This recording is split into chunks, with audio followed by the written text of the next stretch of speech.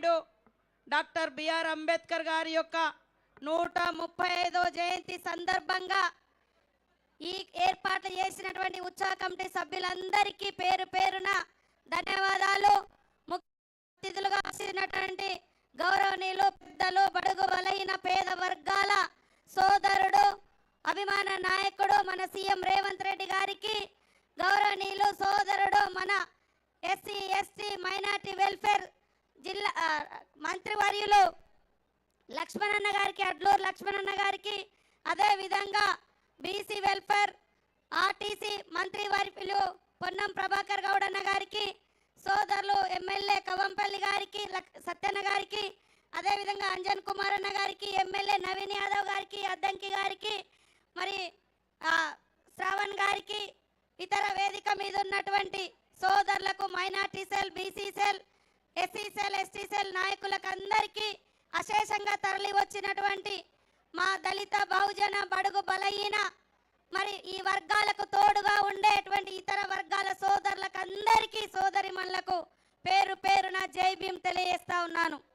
అంబేద్కర్ గారు icon of knowledge, Ambedkar అంటే మరి అంబేద్కర్ గారు అంటే రైట్స్ ఆఫ్ మరి బడుగు బలహీన వర్గాల హక్కులకు దారి చూపినటువంటి మహనీయుడు. మరి అంబేద్కర్ అంటే భారతదేశంలో ప్రజలకు ఎలాంటి హక్కులు ఉంటాయి, అధికారాలు ఉంటాయి, వాటి ద్వారా మీరు ఎలా పైకి రావచ్చు అని భారత రాజ్యాంగం ద్వారా చూపించినటువంటి మహనీయుడు. ఆ మహనీయుని పట్టుకొని కొంతమంది పార్లమెంటులో దురంకారులు బయట కానీ లోపల కానీ పార్లమెంట్లో కానీ ఎక్కడైనా అంబేద్కర్ అంబేద్కర్ అంటే ఏమొస్తుంది అని అంటారు. మరి అంబేద్కర్ అంబేద్కర్ అంటే ఒక సీతక్క లాగా ఈ సమాజానికి దూరంగా ఉండేటువంటి గూడాల నుంచి మరి అంబేద్కర్ ఇచ్చినటువంటి భారత రాజ్యాంగాన్ని నమ్ముకొని చదువుకొని మరి ఈ స్థాయికి వచ్చి ఇక్కడ మీ కళ్ళ ముందు నిలబడ్డాం. ఇవాళ లక్ష్మణన్న గారు కావచ్చు, పొన్నమన్న కావచ్చు, మరి కవంపల్లి గారు కావచ్చు, అద్దంకి గారు కావచ్చు, అందరం ఇక్కడటువంటి వాళ్ళం. మీరు కూడా ఎంతో మందికి అవకాశాలు కల్పించినటువంటి మహనీయుడు. అది అవకాశాలను హక్కులు కల్పించి మరి ఈ స్థాయికి తీసుకొచ్చిండు.